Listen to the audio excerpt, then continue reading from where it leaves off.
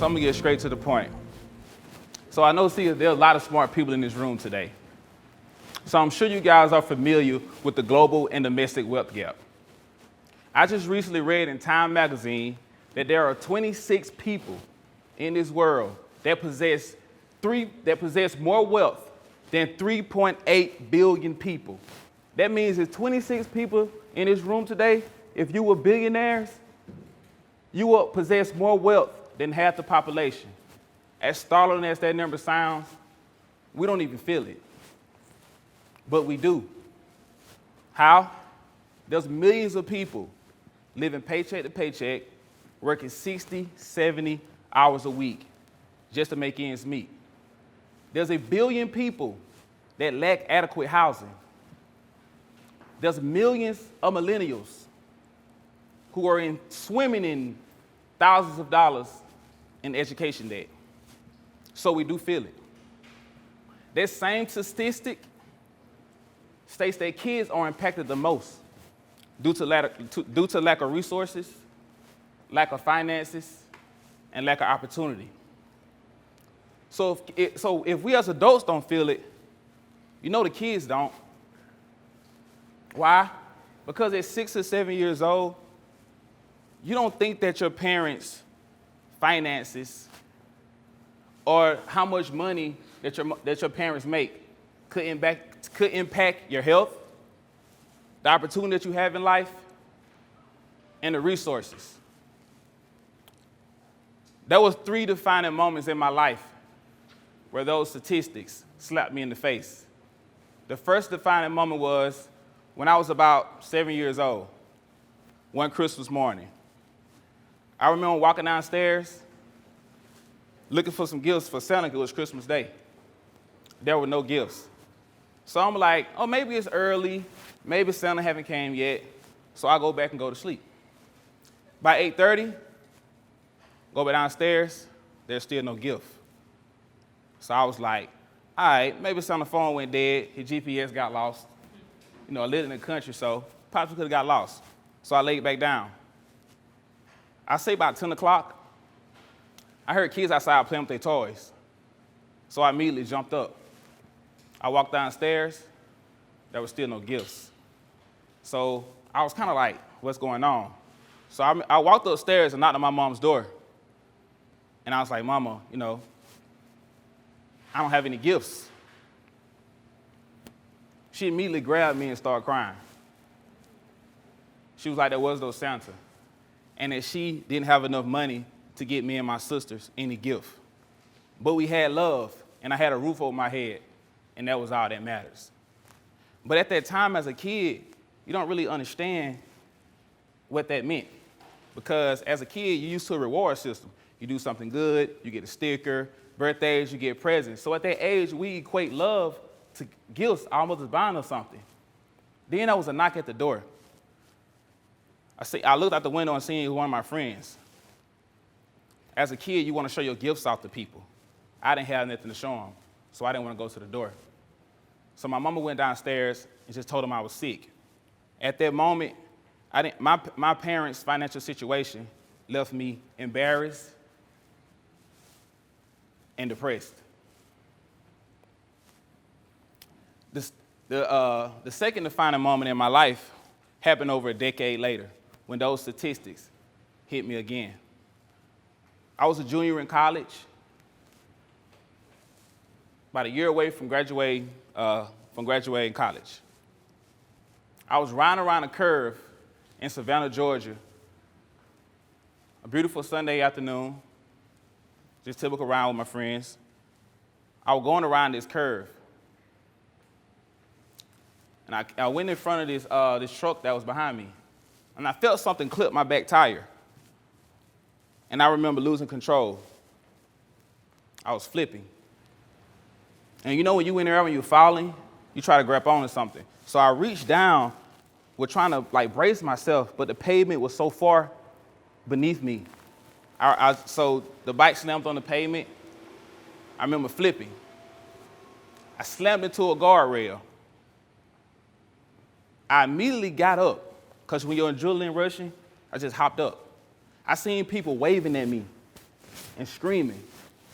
I looked down, my legs was turned, and my arm was dangling. I immediately passed out. 5 days later, I woke up in an unfamiliar place with people screaming, yelling, and crying. And I had this white stuff over my whole body. I didn't feel anything, which was a body cast. The doctor came into the room. He explained to me that I was involved in a near-fatal motorcycle accident. I had brain swelling, concussion. I had a severed arm where the guardrail literally amputated my arm. I had crushed ribs where the motorcycle or me fumbling, the impact crushed my ribs. I had broken my arm in several different places from the impact.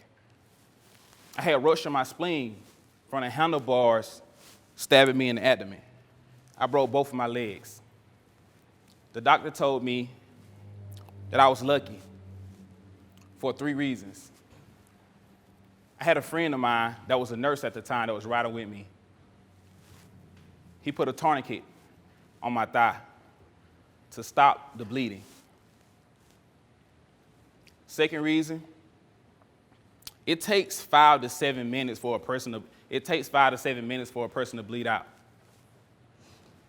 And the nearest hospital was 3 minutes away. The second one, I had the blood transfusion to replenish my body, ended up saving my life. On top of that, the doctor told me I had a 15% chance of living a functional life. And it would take several surgeries to repair my savage body. Fast forward a little bit. On top of that, I didn't have any health insurance.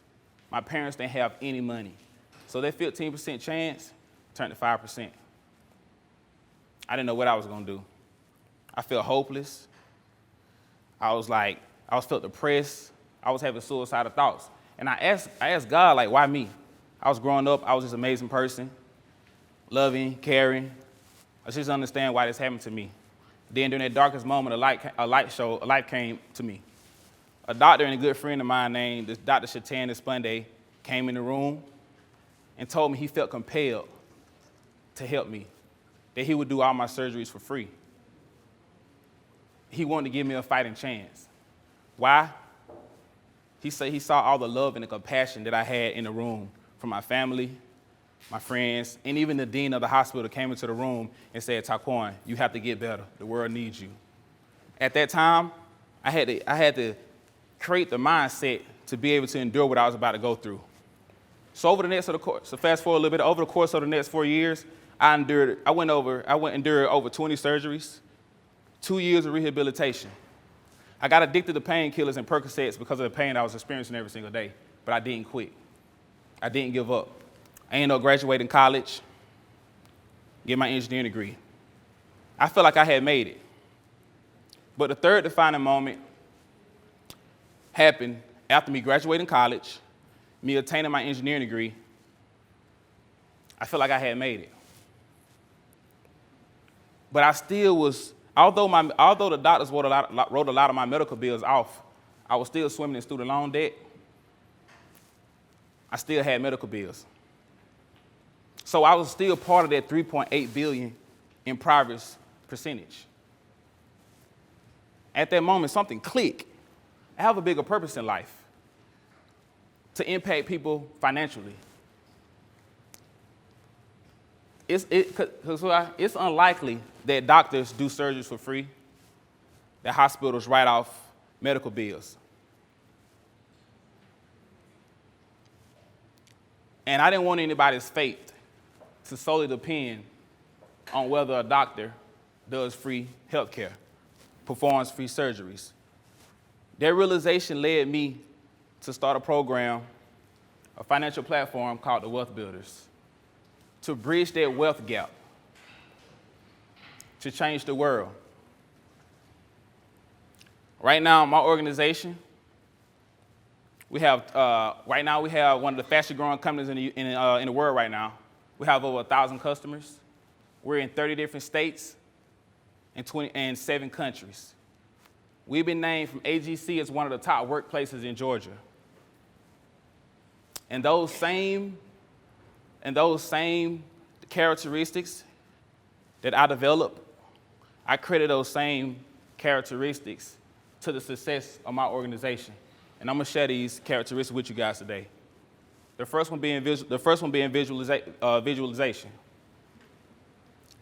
Even as a growing up and as an impoverished kid, I had to visualize myself being better than what I was. Due to that, I got most likely to succeed as a senior superlative in high school. The second visualization, during my darkest moment when the doctor told me I had a 10% chance of living a functional life, I had to visualize myself being a functional person. I had to visualize myself using my hands and my arms again to become an engineer. That same visualization led me to graduate college as an engineer. And that same visualization allowed me to become an entrepreneur. The second characteristic is compassion. My mother's compassion for me, saying that our only thing we needed was love, helped me get through my financial hardships as a child. The doctor's compassion for me, for him performing surgeries on me, showed me what type of person he was. And the compassion that I had for other people allowed me to inspire people, allowed me to start a program to help people in the world. The third characteristic is humility.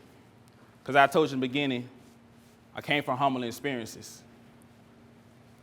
And my nearly fatal motorcycle accident humbled me.